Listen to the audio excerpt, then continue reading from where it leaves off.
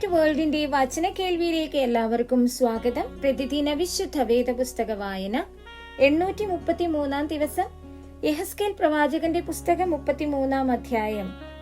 യഹോവയുടെ അരുളപ്പാട് എനിക്കുണ്ടായത് എന്തെന്നാൽ, മനുഷ്യപുത്ര, നീ നിന്റെ സ്വജാതിക്കാരോട് പ്രവചിച്ചു പറയേണ്ടത്, ഞാനൊരു ദേശത്തിന്റെ നേരെ വാൾ വരുത്തുമ്പോൾ ആ ദേശത്തിലെ ജനം തങ്ങളുടെ കൂട്ടത്തിൽ നിന്ന് ഒരു പുരുഷനെ തിരഞ്ഞെടുത്ത് കാവൽക്കാരനാക്കി വച്ചാൽ, ദേശത്തിന്റെ നേരെ വാൾ വരുന്നത് കണ്ടിട്ട് അവൻ കാഹളമൂതി ജനത്തെ ഓർമ്മപ്പെടുത്തുമ്പോൾ ആരെങ്കിലും കാഹളനാദം കേട്ട് കരുതിക്കൊള്ളാതെ ഇരുന്നാൽ, വാൾ വന്ന് അവനെ ഛേദിച്ചു കളയുന്നു എങ്കിൽ അവന്റെ രക്തം അവന്റെ തലമേൽ തന്നെ ഇരിക്കും.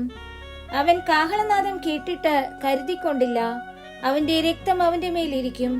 കരുതിക്കൊണ്ടിരുന്നുവെങ്കിൽ അവൻ തന്റെ പ്രാണനെ രക്ഷിക്കുമായിരുന്നു. എന്നാൽ കാവൽക്കാരൻ വാൾ വരുന്നത് കണ്ട് കാഹളമൂതാതെയും ജനം കരുതിക്കൊള്ളാതെയും ഇരുന്നിട്ട് വാൾ വന്ന് അവരുടെ ഇടയിൽ നിന്ന് ഒരുത്തനെ ഛേദിച്ചു കളയുന്നുവെങ്കിൽ ഇവൻ തന്റെ അകൃത്യ നിമിത്തം ഛേദിക്കപ്പെട്ടുപോയി. എങ്കിലും അവന്റെ രക്തം ഞാൻ കാവൽക്കാരനോട് ചോദിക്കും. അതുപോലെ മനുഷ്യപുത്ര, ഞാൻ നിന്നെ ഇസ്രായേൽ ഗൃഹത്തിന് കാവൽക്കാരനാക്കി വച്ചിരിക്കുന്നു. നീ എന്റെ വായിൽ നിന്ന് വചനം കേട്ട് എന്റെ നാമത്തിൽ അവരെ ഓർമ്മപ്പെടുത്തേണം. ഞാൻ ദുഷ്ടനോട്, ദുഷ്ട, നീ മരിക്കുമെന്ന് കൽപ്പിക്കുമ്പോൾ ദുഷ്ടൻ തന്റെ വഴി വിട്ടുതിരിവാൻ കരുതിക്കൊള്ളത്തക്കവണ്ണം നീ അവനെ പ്രബോധിപ്പിക്കാതെ ഇരുന്നാൽ ദുഷ്ടൻ തന്റെ അകൃത്യ നിമിത്തം മരിക്കും. അവന്റെ രക്തമോ ഞാൻ നിന്നോട് ചോദിക്കും.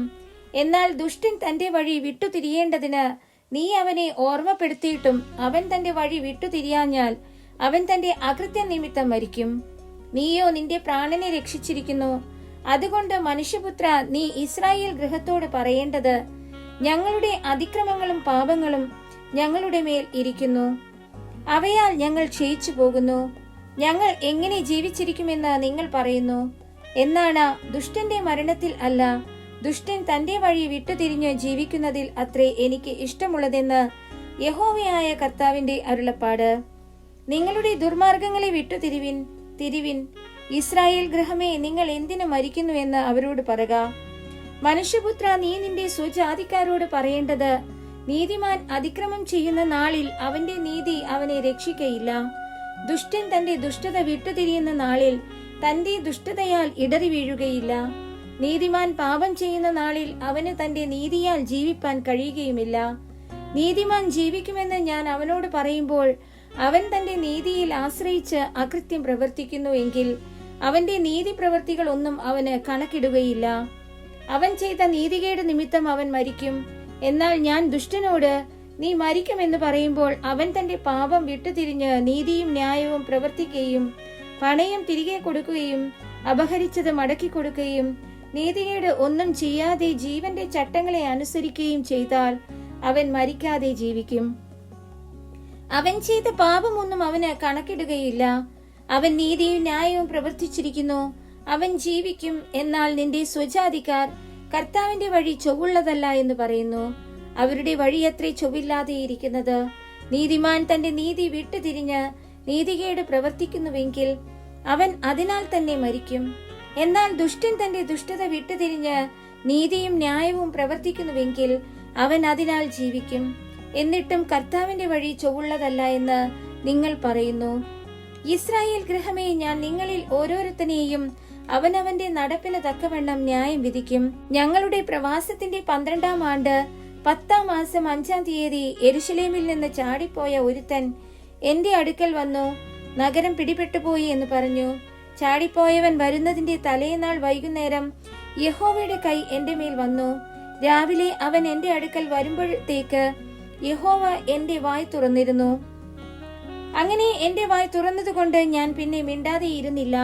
യഹോവയുടെ അരുളപ്പാട് എനിക്കുണ്ടായത് എന്തെന്നാൽ, മനുഷ്യപുത്ര, ഇസ്രായേൽ ദേശത്തിലെ ശൂന്യസ്ഥലങ്ങളിൽ പാർക്കുന്നവർ, അബ്രഹാം ഏകനായിരിക്കെ അവന് ദേശം അവകാശമായി ലഭിച്ചു. ഞങ്ങളോ പലരാകുന്നു, ഈ ദേശം ഞങ്ങൾക്ക് അവകാശമായി ലഭിക്കുമെന്ന് പറയുന്നു. അതുകൊണ്ട് നീ അവരോട് പറയേണ്ടത്, യഹോവയായ കർത്താവ് ഇപ്രകാരം അരുളിച്ചെയ്യുന്നു, നിങ്ങൾ മാംസം രക്തത്തോടുകൂടെ തിന്നുകയും നിങ്ങളുടെ വിഗ്രഹങ്ങളെ നോക്കി നമസ്കരിക്കുകയും രക്തം ചുരുകയും ചെയ്യുന്നു. നിങ്ങൾ ദേശത്തെ കൈവശമാക്കുമോ? നിങ്ങൾ നിങ്ങളുടെ വാളിൽ ആശ്രയിക്കുകയും മേച്ചത പ്രവർത്തിക്കുകയും ഓരോരുത്തരും തന്റെ കൂട്ടുകാരന്റെ ഭാര്യയെ വഷളാക്കുകയും ചെയ്യുന്നു. നീ അവരോട് പറയേണ്ടത്, യഹോവയായ കർത്താവ് ഇപ്രകാരം അരുളിച്ചെയ്യുന്നു എന്നാണ്. ശൂന്യസ്ഥലങ്ങളിൽ പാർക്കുന്നവർ വാൾ കൊണ്ട് വീഴും. വെളിം പ്രദേശത്തുള്ളവരെ ഞാൻ മൃഗങ്ങൾക്ക് ഇരയായി കൊടുക്കും. ദുർഗങ്ങളിലും ഗുഹകളിലും ഉള്ളവരോ മഹാമാരി കൊണ്ട് മരിക്കും. ഞാൻ ദേശത്തെ പാഴും ശൂന്യവുമാക്കും. അതിന്റെ ബലത്തിന്റെ പ്രതാപം നിന്നുപോകും. ഇസ്രായേൽ പർവ്വതങ്ങൾ ആരും വഴിപോകാതെ വണ്ണം ശൂന്യമായി തീരും. അവർ ചെയ്ത സകല മ്ലേച്ഛതകളും നിമിത്തം ഞാൻ ദേശത്തെ പാഴും ശൂന്യവുമാക്കുമ്പോൾ ഞാൻ യഹോവ എന്ന് അവർ അറിയും. മനുഷ്യപുത്ര, നിന്റെ സ്വജാതിക്കാർ മതിലുകൾക്കരികത്തും വീട്ടുവാതിൽക്കലും വച്ച് നിന്നെക്കുറിച്ച് സംഭാഷിച്ചു. യഹോവയെങ്കിൽ നിന്നുണ്ടായ അരുളപ്പാട് എന്തെന്ന് വന്നു കേൾപ്പിൻ എന്ന് തമ്മിലും ഓരോരുത്തൻ താന്താന്റെ സഹോദരനോടും പറയുന്നു. സംഘം കൂടി വരുന്നത് പോലെ അവർ നിന്റെ അടുക്കൽ വന്ന് എന്റെ ജനമായിട്ട് നിന്റെ മുൻപിലിരുന്നു നിന്റെ വചനങ്ങളെ കേൾക്കുന്നു. എന്നാൽ അവർ അവയെ ചെയ്യുന്നില്ല. വായ്കൊണ്ട് അവർ വളരെ സ്നേഹം കാണിക്കുന്നു, ഹൃദയമോ ദുരാഗ്രഹത്തെ പിന്തുടരുന്നു. നീ അവർക്ക് മധുര സ്വരവും വാദ്യ നൈപുണ്യവുമുള്ള ഒരുത്തന്റെ പ്രേമഗീതം പോലെ ഇരിക്കുന്നു. അവർ നിന്റെ വചനങ്ങളെ കേൾക്കുന്നു, ചെയ്യുന്നില്ല താനും. എന്നാൽ അത് സംഭവിക്കുമ്പോൾ ഇതാ അത് വരുന്നു, അവർ തങ്ങളുടെ ഇടയിൽ ഒരു പ്രവാചകൻ ഉണ്ടായിരുന്നു എന്ന് അറിയും.